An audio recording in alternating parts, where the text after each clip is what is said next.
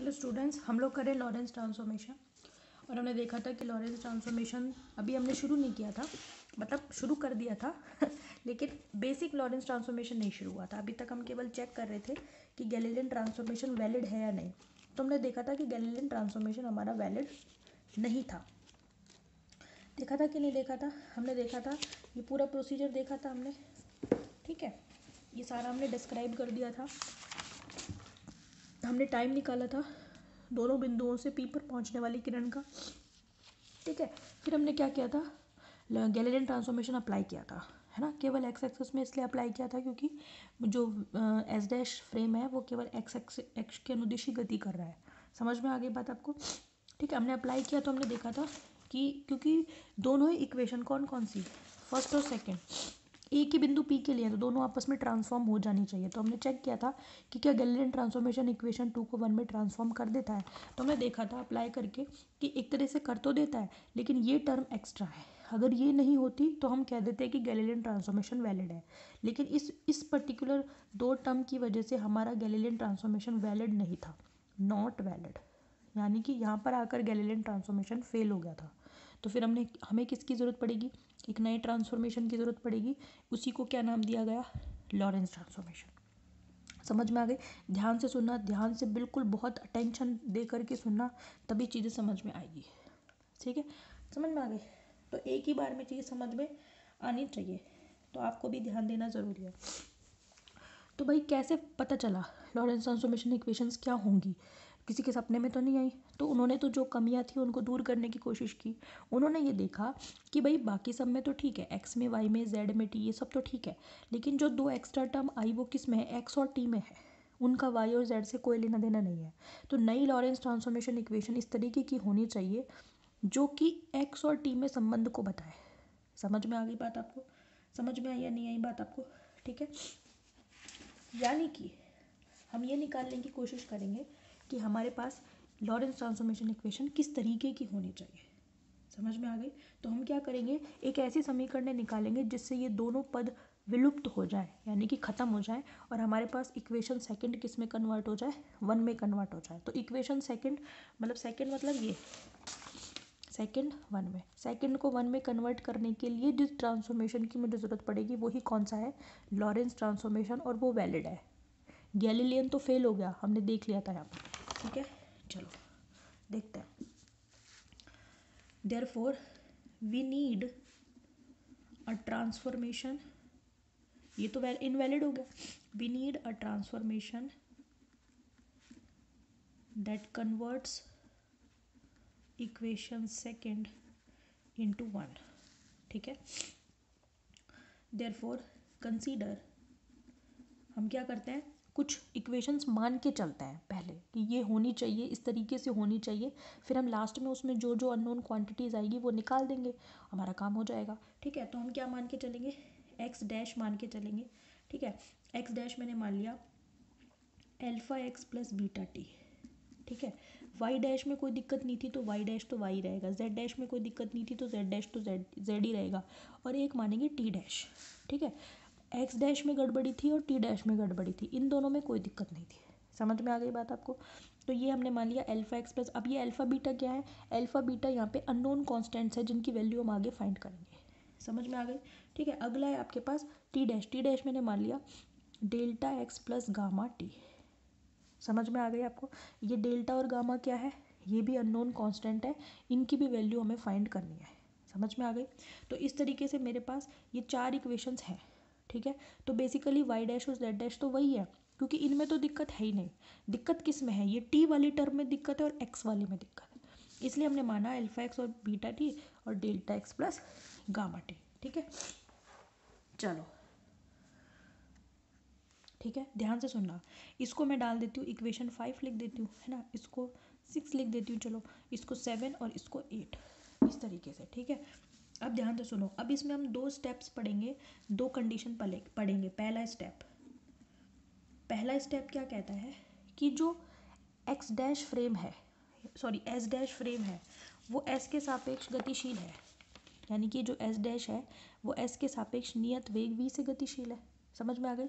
S dash का मूल बिंदु, इसका मतलब यही तो हुआ कि एस डैश का मूल बिंदु इसके सापेक्ष गतिशील है ना। तो लिख दो इस चीज़ को, हम लिखेंगे यहाँ पे, आप बता देना alpha beta gamma and delta R unknown constants, यानी कि अज्ञात नियतांक हैं, इनकी वैल्यू हमें निकालनी है। ठीक है, स्टेप फर्स्ट क्या है, since S dash is moving with respect to S, with respect to S with constant velocity v, है ना। इसका मतलब क्या है, आप सपोज करो यहाँ पर एक प्रेक्षक या ऑब्जर्वर मैंने बैठाया हुआ है और यहाँ पर एक ऑब्जर्वर मैंने बैठाया हुआ है, दो ऑब्जर्वर बैठा, ठीक है। तो इस ओ डैश पर बैठे ऑब्जर्वर का इसके रिस्पेक्ट में वेलोसिटी कितनी है, बता सकते हो आप। ओ डैश पर बैठे हुए बंदे की वेलोसिटी कितनी है ओ के सापेक्ष। आप ये कहोगे मैडम वी ही तो है, आप ही कह रहे हो कि एस डैश जो है वो एस के रिस्पेक्ट में वी वेग से गतिशील है, तो एस डैश का मूल बिंदु ओ डैश ही तो है, तो ओ डैश ओ के सापेक्ष कितने वेग से गतिशील है, वी वेग से गतिशील है। समझ में आ गई बात। और ओ डैश पर एक्स डैश तो ज़ीरो ही है ना, क्योंकि मूल बिंदु है। समझ में आ गई। तो हम यहाँ लिखेंगे S dash is moving with respect to S with constant velocity V, नियत वेग v से गतिशील है। कौन, एस डैश, किसके सापेक्ष, एस के सापेक्ष। ठीक है, therefore velocity of O dash, ठीक है, और ओ डैश के लिए क्या है, X dash is equal to 0 है, with respect to O is D X by D T is equal to V ही तो है। समझ में आ गई। किसकी वेलोसिटी, ओ डैश की, किसके सापेक्ष, ओ के सापेक्ष। ओ डैश पर क्या है, एक्स डैश 0 है। समझ में आ गई। इसकी मुझे ज़रूरत पड़ेगी, तो एक्स डैश बराबर 0, एक्स डैश बराबर 0 पर ओ की के सापेक्ष इसकी वेलोसिटी कितनी है, D X by D T. तो वेलोसिटी किसकी देख रहे हैं, ओ डैश की, किसके सापेक्ष, ओ के सापेक्ष, कितनी है, वी है। समझ में आ गई। अब इस कंडीशन को हम कहाँ रखेंगे, देखो X dash is equal to 0 यहाँ रखेंगे अपन, और तो कहीं एक्स डैश नहीं आ रहा ना। ठीक है, therefore put X dash is equal to 0 in equation 5 में रखो। 0 is equal to alpha X plus beta T, 0 रख दिया ना मैंने। ठीक है, अवकलन कर दो, डिफरेंशिएट ऑन बोथ साइड्स, दोनों साइड अवकलन करोगे तो क्या आएगा, 0 is equal to alpha D X plus beta D T ही तो आएगा। डिफरेंशिएशन किया है मैंने। ठीक है, इससे क्या बन जाएगा, इससे निकालो D X by D T कितना आएगा, कितना आएगा, इधर ले जाओ इसको, D X by D T कितना आएगा आपका, अरे भाई कितना आएगा, minus beta upon alpha. Solve कर लो ना इसको, इसको इधर ले आओ, तो D X by D T कितना आएगा, माइनस बीटा अपॉन एल्फा, और D X by D T कितना है, वी के बराबर है, तो हम इसको वी के बराबर लिख सकते हैं, कोई दिक्कत थोड़ी है। ये वैल्यू रखी है यहाँ पे मैंने, ये भी D X by D T है, ये भी D X by D T है, दोनों को इक्वल कर दिया, तो मेरे पास बीटा इज इक्वल टू कितना आ गया, माइनस एल्फा वी। एक रिलेशन आ गया, मैंने कहा था एक एक करके सारे कॉन्स्टेंट्स निकालूंगी, तो एक रिलेशन क्या आ गया, beta is equal to minus alpha V. समझ में आया कैसे आया, हमने ये कहा क्योंकि एस डैश एस के सापेक्ष गतिशील है नियत वेग से, तो उनके मूल बिंदु भी तो एक दूसरे के सापेक्ष गतिशील है, तो मूल बिंदु पर एक्स डैश ये वाला कोऑर्डिनेट 0 होगा, तीनों ही 0 है, लेकिन हमें किससे मतलब है, एक्स डैश से। इनको 0 करने से क्या मिलेगा, ये तो ऑलरेडी, इनसे तो मतलब ही नहीं है हम दोनों, हमको इन ट्रांसफॉर्मेशन से तो। ठीक है, एक्स डैश बराबर 0 मैंने यहाँ रख दिया।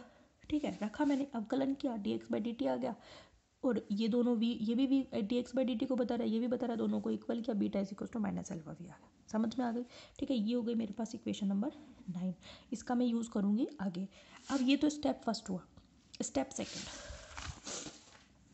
आगे देखो, स्टेप कह लो, केस कह लो, कुछ भी कह लो। अब जैसे एस डैश एस के सापेक्ष गतिशील है, वैसे ही एस भी तो, अगर आप देखोगे भाई, जैसे ट्रेन और प्लेटफॉर्म की मोशन होती है, ट्रेन अगर इस दिशा में जा रही है तो ट्रेन में बैठे बंदे को क्या दिखता है कि प्लेटफॉर्म पीछे जा रहा है, ऐसा दिखता है, होता तो नहीं है ना, ऐसा दिखता है, होता तो नहीं है ना। तो अब जो बंदा एस डैश पे बैठा हुआ है उसको क्या दिख रहा है, देखो दोनों बंदों को अलग अलग चीज़ें दिख रही हैं। एस पे बैठे बंदे को तो क्या दिख रहा है कि एस डैश गतिशील है, ठीक है, और एस डैश पे बैठे बंदे को पता है क्या दिख रहा है कि एस गतिशील है अपोजिट डायरेक्शन में, बिल्कुल वही ट्रेन और प्लेटफॉर्म वाली मोशन। जो बंदा प्लेटफॉर्म पे खड़ा है, आप यूँ समझो ये तो प्लेटफॉर्म है एस, क्योंकि प्लेटफॉर्म स्थिर होता है, प्लेटफॉर्म गति नहीं करता, गति कौन करती है, ट्रेन। तो इस एस डैश को तो समझो ट्रेन और इस एस को समझो आप प्लेटफॉर्म। समझ में आ गई। तो ये जो एस डैश है ये तो ट्रेन है, ये प्लेटफॉर्म है। तो बंदा प्लेटफॉर्म पे खड़ा है, उसको तो वही दिख रहा है जो वास्तविकता है कि भाई ट्रेन चल रही है, ठीक है। लेकिन ट्रेन में बैठे हुए को क्या लग रहा है कि प्लेटफॉर्म चल रहा है अपोजिट डायरेक्शन में। तो वही मैं कह रही हूँ कि एस डैश पे बैठे हुए प्रेक्षक को ये लगेगा कि एस गतिशील है किस दिशा में, अपोजिट डायरेक्शन में। समझ में आ गई। यानी कि वी वेग से ही गतिशील है लेकिन अपोजिट डायरेक्शन में, या हम यूँ कह दें कि माइनस वी वेग से गतिशील है। समझ में आ गई बात आपको। तो यही दूसरा स्टेप है। जैसे हमने कहा था कि ओ डैश की वेलोसिटी ओ के सापेक्ष वी है, तो ओ की वेलोसिटी ओ डैश के सापेक्ष कितनी है, माइनस वी। समझ में आ गई बात। तो यही हम लिखेंगे, ठीक है। The velocity of O with respect to O dash, ठीक है, इज वी। इसको हम कैसे लिखेंगे, D X dash by D T dash is equal to minus V. अरे भाई लिखेंगे कि नहीं लिखेंगे, बिल्कुल लिखेंगे। जैसे हमने पिछले वाले में D X by D T लिखा था, वेलोसिटी ऑफ ओ, ओ पर क्या है, एक्स बराबर 0 है, अभी तो लिखा था।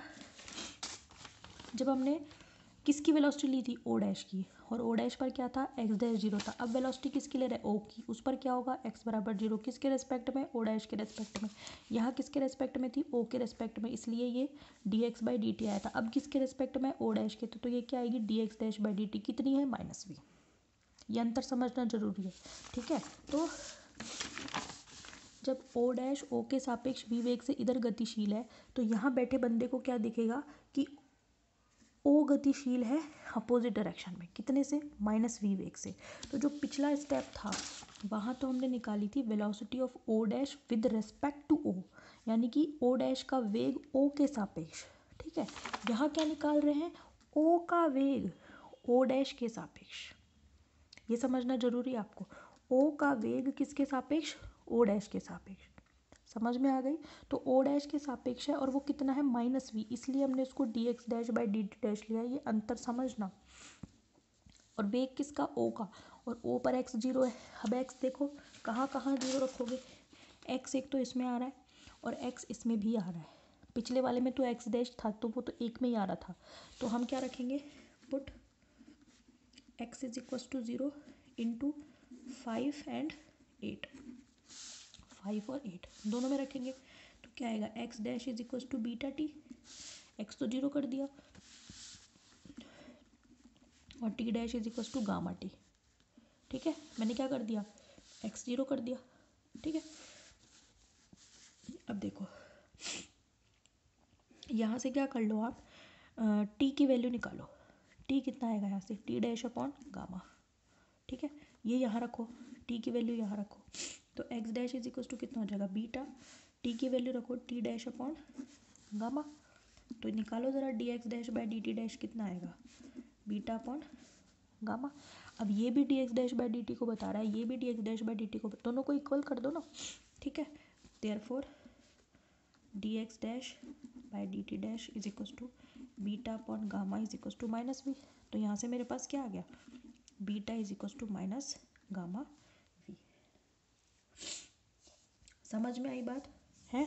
अब बीटा देखो, ये मेरे पास 10 हो गई, beta is equal to minus alpha V निकाला है और beta is equal to minus gamma V, दोनों को कंपेयर करो। तो minus gamma V is equal to minus alpha V, alpha is equal to gamma आ गया। अरे भाई आ गया कि नहीं आ गया, आ गया। कंपेयर 9 एंड 10, दोनों को कंपेयर करो तो क्या आएगा, minus alpha V is equal to minus gamma V. तो यहाँ से अल्फा इज इक्वल टू क्या आ गया, मिल गई ना दो कांस्टेंट्स की वैल्यू, ठीक है। ये आ गई 11। तो ये दो स्टेप समझना आपके लिए बहुत ज़रूरी है। दोनों में अंतर रटना नहीं है, खूब अच्छे से समझाया आपको, रटना नहीं है ये स्टेप और ये स्टेप। पहले वाले में ओ डैश का वेग निकाला है ओ के सापेक्ष, तो वो तो रियल सिचुएशन है, यानी कि ट्रेन चल रही है प्लेटफॉर्म के सापेक्ष। लेकिन दूसरे वाले में प्लेटफॉर्म चल रहा है ट्रेन के सापेक्ष, तो अपोजिट डायरेक्शन में ही तो चलता हुआ दिखाई देगा।